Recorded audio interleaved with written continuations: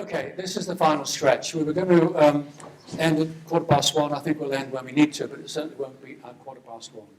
I mean, here's an opportunity for all of us to reflect on what we heard, what we didn't hear, what we learned, what matters, what doesn't matter. And so I've asked these colleagues to join us because they represent some of the really significant players in this enterprise. Tony Reeves, recent Chief Executive at Liverpool City Council, making a huge impact already, we know all of that. Mark Basnett, I always have to say at this point, I taught him in the 1980s. And then tortoise, he called us tortoise. And then he always says, but you taught us very well, thank you. Iain Buchan, and I'm going to make a special exception for him because he's going to make a brief presentation. And then the format is, I'm going to ask the colleagues just to reflect on what they heard, what are the key messages. It's a continuing conversation which started last night, continues today. But Iain Buchan asked if he could make a brief presentation to kick us off. So I'll ask Iain to do that, and then we'll go into a general discussion conversation. So Iain, the floor is yours. Thanks, Michael. I'm taking Louise's Texas challenge. Data is the new oil. I've recently returned to my Liverpool home after 22 years from the southeast bubble in Cambridge. And you might think there's an overheated economy in the southeast, particularly in Cambridge and digital. You might think that data could be drained from spokes into a hub. Well, what I want to do is just explain why that is not possible. We need data, tools, and human expertise embedded in living, dynamic, consuming, innovating systems to really move the needle in human health with data and digital. Let's take John here. John's a 50-year-old man with schizophrenia since teenage. He has asthma, psoriasis since his early 20s, and he's an overweight smoker. John sees his mental health team about his medication adherence. They focus on that as the control point, antipsychotic medication adherence. That puts up your weight. It also gives you a higher risk of dementia. Putting up your weight can affect your asthma. So he goes to see his respiratory team, who are focused on his preventer inhaler, really trying to stabilize his lungs to the assault of the environment. But that's being affected by his weight. It also interacts in a way that it affects his mood, which in turn affects his mental health. So you've got a vicious circle happening. He then goes to see his GP, who's concerned with keeping John and his support network, his family that they also look after, afloat. And with his wider risk factors, his smoking, for example. Let's think where the data and the digital are flowing here. The mental health team consume guidelines that are produced by a production line of evidence from disease-specific science that we reward to go narrow structures, really rewarding people to know ever more about ever less throughout a career, which hopefully doesn't converge on knowing everything about nothing by retirement. But there's another production line that's going down respiratory medicine, another production line that's being increasingly computed. And tech companies look at this and think, we just need to put an AI butler across medical knowledge. The sum total of medical knowledge predicts about a third of the average outcome of the average patient of the average treatment. So people immersed in health systems and in health science in society understand that it's ludicrous to treat AI in that way. So how do we get useful data that's embedded in systems? This is little old me. Okay, and that's my late mum and dad. 6 of my family in Liverpool died of lung cancer, half of them non-smokers. So there's something there in my genetics and my environment. There's a big difference in the double chin between the top picture and the bottom picture here. So I'm one of these people with a midlife crisis who took up running and lost a lot of weight, which is a huge predictor in my cardiovascular health. That data is not really visible in a lot of my health records. What the NHS knows about me is that I'm a miserable so-and-so every summer, but that my hay fever, less so here in Liverpool. It doesn't know that I run experiments with my hay fever control. I reduce my alcohol intake, I try and minimize antihistamine use. So there's a rhythm there to my life. Indeed, rhythms of life are a really important part of the hope of precision medicine. Because to really shrink down new treatments to be more personal, it's not just about your genetics and your biology. It's about your environment and behavior. It's that union of biology, behavior, and environment is the holy grail of precision medicine. Do we have the data? How do we get the data? Consider someone with symptoms. The wiggly line at the top there might be my twitchy lungs responding to grass pollen in the summer. Another patient who's seen between those two clinic visits has a much different pattern of their body's inflammation and response to the grass pollen. These are probably distinct biological endotypes. They're currently invisible to the clinic because we don't have frequent enough data. But in a newer world of collecting data through wearable technologies, my location from my smartphone, my wristwatch, you start to tap into the rhythms of life, which have enormous value for discovery science and for personal health care. But again, to go back to Louise's challenge, on my new walk to work, I go along that gap in expectation of life at birth of 10 years, there between Haswell and Rockferry. And producing the digital innovations in human health must address the data that we already have from pervasive science and technologies. As Martha Lane said, treating the farthest first. Innovation, yes, can increase inequalities, but if we look at what is already out there, we will have the ability to reach the farthest first. So this is just smartphone data for a group of patients from my previous research group who had schizophrenia, who said, please use the location data on our phone. Okay. The way you move around infers quite a lot about your mental health. So if you usually visit a sports center on a Tuesday, the location data can be overlaid to maps, classifications of maps.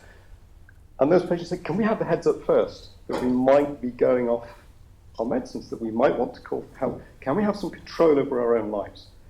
This isn't about draining data into algorithms in Cambridge. This is about really understanding people's feelings who are generating the data and their actions from some information you compute from the data.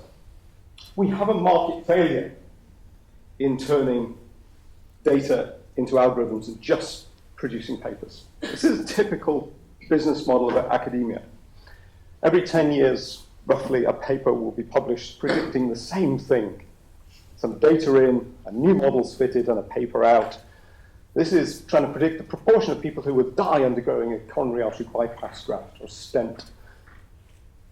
In red is what the model predicts after it was fitted in the late 90s, the Euroscore model. In black is what was actually observed. By the end of the period in which that model was encoded in software that was being used in hospitals throughout Europe, it was over-predicting by more than twice. What we really need is not just the publication of the papers, but mount a model on the real data in a very connected health city. We can do this if communities trust us enough with the data. If we put the case that those models need to be kept up to date, not just papers published and things going stale. We know how to get it wrong in this country. So we've had care.data data with that leaflet drop a few years ago. We didn't make it clear what the value of the data uses were to communities. So we had a big pushback and a failure of the care.data data program. At the same time, data that were anonymized but used for a particular purpose that didn't require consent were standard ways of feeding NHS commissioning, quality intelligence, public health intelligence, social care. They're core to the information DNA of many health economies, but very wasteful in that the different uses of the increasing supply of data don't learn from each other. With a program that was, from the token, nod to addressing the north-south divide, with the rebalancing the economy allocation, the Connected Health Cities program, some of the most advanced data sharing in the country, where GPs say, please bring the data together across different uses, have people understanding what can be done with the knowledge of how better to analyze the data. We have some of the biggest sign-up rates across the north of England. So the environment is there, the culture's built to create a civic source of data that will take you from those silos of understanding and the different guidelines into a much more gestalt offering. And this is a big business need globally. Optum, who take relatively sparse data, their revenues last year are $23 billion, really for shuffling claims around in US healthcare. That's the performance of US healthcare. On the bottom axis is the expenditure over time, growing from the 1970. There it ends at 2014. That red line actually goes down to the present day. On the vertical axis is life expectancy. So in the precision medicine capital of the world, in the US, you have these vastly diminishing returns, much more money going into healthcare, precise, late, expensive care for those who can afford it. But no gain, really, in life expectancy. In fact, reducing expectation of life at birth in the latest figures. Iain, not to cut across, but it won't be too long, I hope. Yeah. Thank you. But what we really need to aim for is a value engine. I believe we have a blueprint. We're ready in Liverpool with a civic approach to data to create that learning mechanism around the provider, the person, and the population. Thank you for listening. That's fascinating, but time is passing. So here we are. As I said earlier, a lot of people have said an awful lot of things, all very, very interesting. We now want some senior colleagues just to reflect upon what they think it means for them. We have representatives from, I'm going to come back to the Vice-Chancellor. I'm going to start with Attorney Reeves, who is the Chief Executive of City Council. We talked about many things last night, you heard many things today. So, and in particular, let's think about Knowledge Core to Liverpool as opposed to meaning of life. What have you learned today? Because meaning of life is very complicated. What have you learned today about what we're doing, what we're not doing, what we might all do better, and what are some key priorities for your attorney? Do I need that? I will need a microphone, won't I? In terms of the Knowledge Quarter in Liverpool, my reflection, not just tonight, but over the months I've been in Liverpool, is that there's a growing concentration of really important assets in a geographical place that is increasingly becoming connected to the urban core of the city, all of which is a great advantage.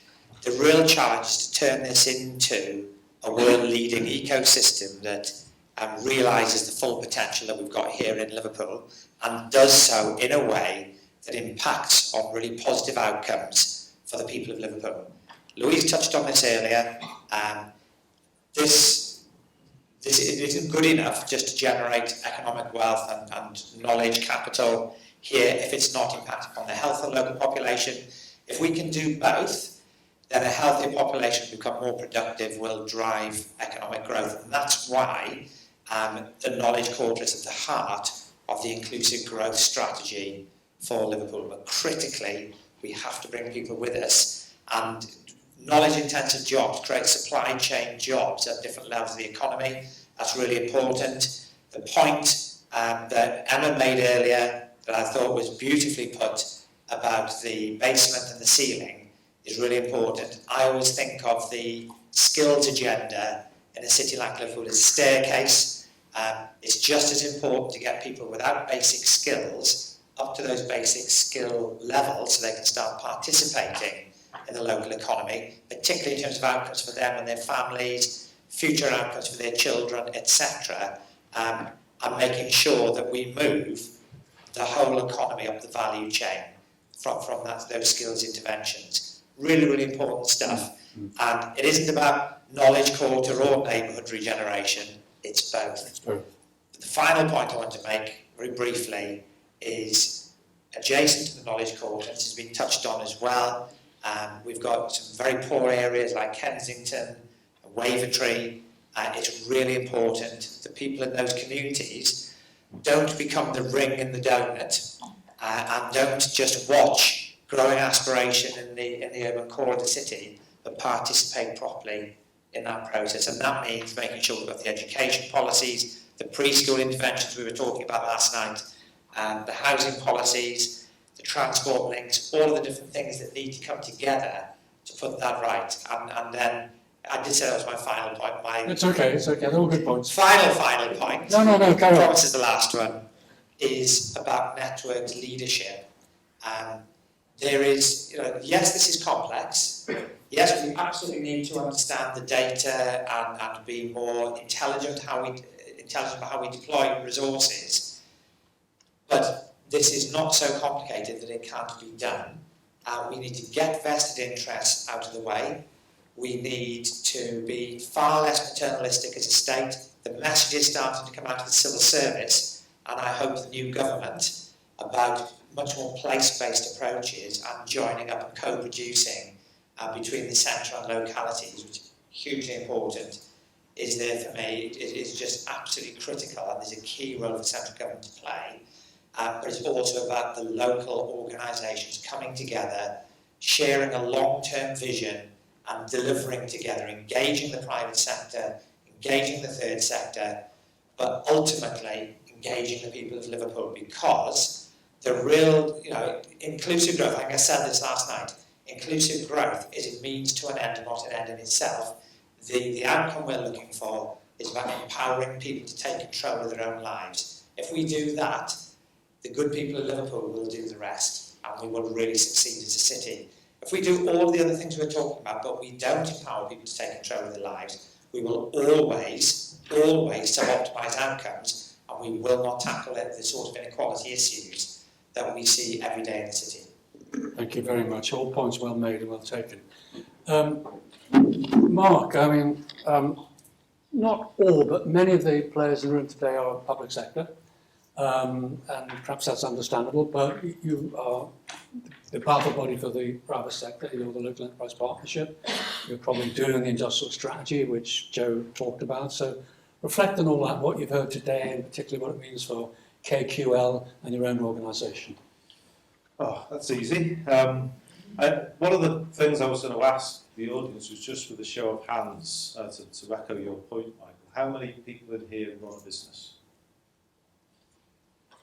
Okay. Oh, well, that's great. That's great. That's great. Better than we thought. Great. Because what we have to absolutely do is bring business to this conversation. I think we've achieved massively over the course of the last 10, 20 years. You chronicled this in your book, Michael, which is very good. Oh, you mean this one? As an ex-student, I'm surprised Tony didn't mention it. No, we no, sorry. We've all watched that growth, and most of us have enjoyed it and benefited from it.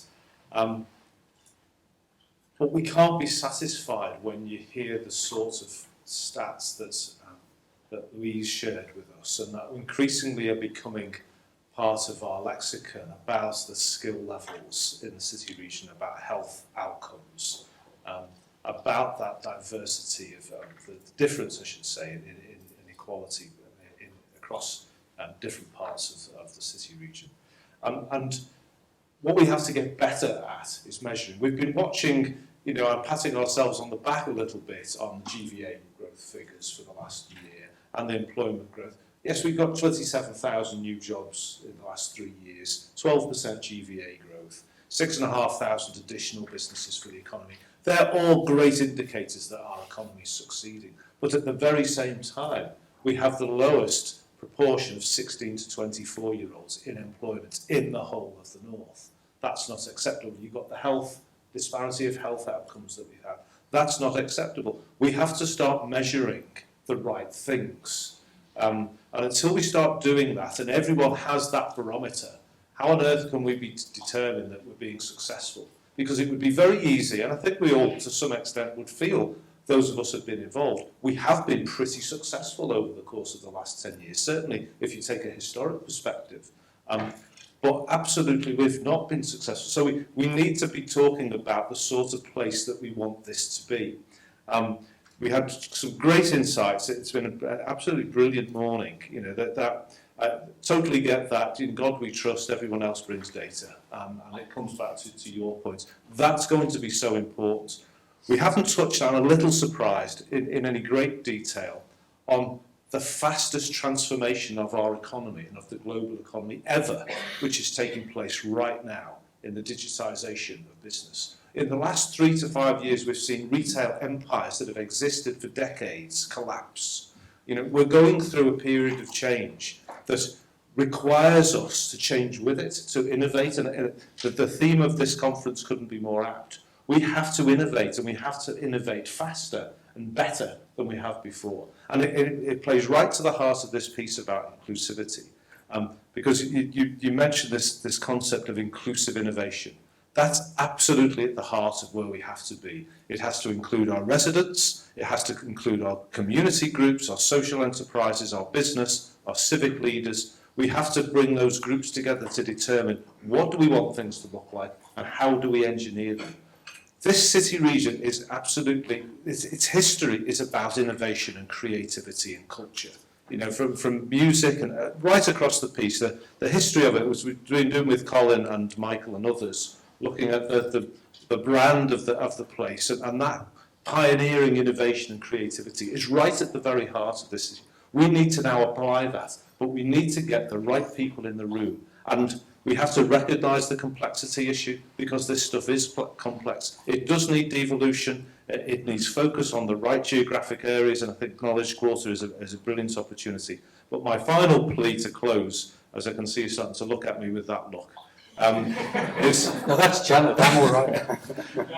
we've got, as much as we've got to bring all those points, we've got to have business in the room. We've got to start with business and the creation of jobs and opportunities. If we don't do that, we'll fail to achieve what we're capable of, and that potential is absolutely enormous. Thank you, and that's very, very well met from the heart. The Vice-Chancellor of University of Liverpool and also Chair of Knowledge Quarter Liverpool to give her final reflections on what she's heard, etc. Well, I'm an academic, so I'm not going to do that. So I think we've had a lot of reflections and you've heard a lot this morning. So I just want to say something about the role of the University of Liverpool in this city region. And one of the things that I think is very distinctive, because we've been talking about what makes, the city, organisations within it distinctive, is that our USP is truly partnership. Now, those flagship projects that Anthony put up just now, all of them in partnership. Unilever, OSTM, and John Moores in terms of Sense of City. We are good at this, all right? And there's a leadership team in this university, because trust me, I'm standing on the shoulders of giants. And you've seen Iain Buchan this morning. I mean, it's blowing my head off, the kind of work that Iain is doing. And, I can't even begin to understand it, but I know the kind of difference that it's going to make. From the sublime to the ridiculous, this university is making a huge difference in people's lives. So you've got Iain at the top end of really intervening in people's outcomes, using the latest medical, digital, insight technology, brilliance. We've also got 30 million spent going into primary schools, secondary schools, working in partnership in Anfield, much of it courtesy of donors, 1,000 children in our Into Centre. So not only getting kids into this university, we've got 45% of students in the University of Liverpool who come from the Liverpool City region, getting them in, but keeping them in, and then supplying them with the social and cultural capital that they need to succeed, because they don't bring with them the family connections, the work placement opportunities. We provide that. We do that. We make sure we pay attention. But, the powerhouses of any university are the faculties. And I've got 3 inspirational leaders. Lieve van der Hoek, science engineering, working with Unilever, working with Hartree, leading on the digital innovation facility, which follows up the MIF. You've heard the MIF is the most exciting place in the world at the moment to do materials discovery. Iain and Louise working with Wellcome. We hope they're going to invest in our birth cohort study. They can tell you more about that if you're interested. But already, over the past kind of 18 months, we're really applying ourselves to the health challenges under Louise's leadership in terms of head and neck cancer, cardiovascular disease, alcohol research centre. These are all directly going to be able to intervene in the health outcomes for people in this city region. And you've already heard that, again, one of the most, significant and serious challenges of our lifetime, antimicrobial resistance. We've just attracted a huge grant for my colleague William Hope to work with, and that's preparatory to us getting the Biomedical Research Centre that Louise and also Dawn have identified as so vital to translating research into positive outcomes. In partnership, our humanities and social science colleagues under the leadership of Fiona Beveridge, partnership with the Liverpool Phil, a master's in the business of classical music. So, that's a small example of the kind of work that's going on. We've got a partnership with the Tate. We've just signed an MOU with National Museums Liverpool. Our Chinese students were down in the, where's Mark? The #1 visited exhibition, the Terracotta Warriors, providing additional information, getting kind of curatorial and other kinds of experience interacting with the visitors to our city. Joint working in so many different ways in terms of heritage, culture, slavery, amazing world-leading academics working with the Museum of Slavery. We've got an Egypt exhibition in the VGM. There's one down at the World Museum as well. These are joined up efforts in the city region. And, we all have reason to be proud of the way in which this city is seizing its opportunities. And one of the best examples I can give you, and I will stop soon, Michael, is that we went together, the city, health partners, the university, the Knowledge Quarter, and we sold our vision to the Royal College of Physicians. So now we have RCP North going up in the Knowledge Quarter, the spine building, and that is going to be providing continuing professional development to clinicians all over the world, and Liverpool's name will be on that. So we have an opportunity. It is a moment, a long way to go, but we are aligned and we're working in partnership, and we are generous in our spirit, and that's the thing that marks us out as really special. Thank you.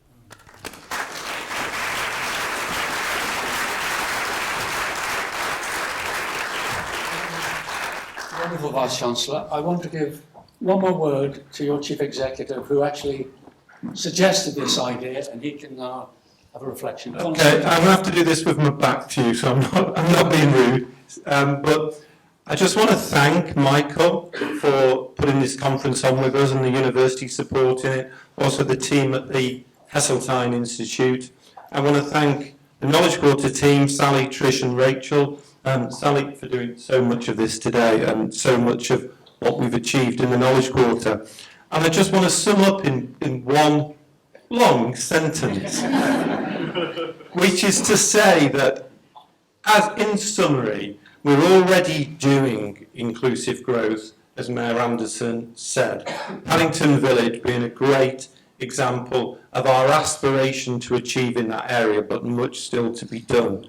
But with greater devolution and co-production, learning from some brilliant examples by so many great speakers to whom we're very grateful today, and playing to our strengths. Dame Janet, you always use the phrase EDS and MEDS.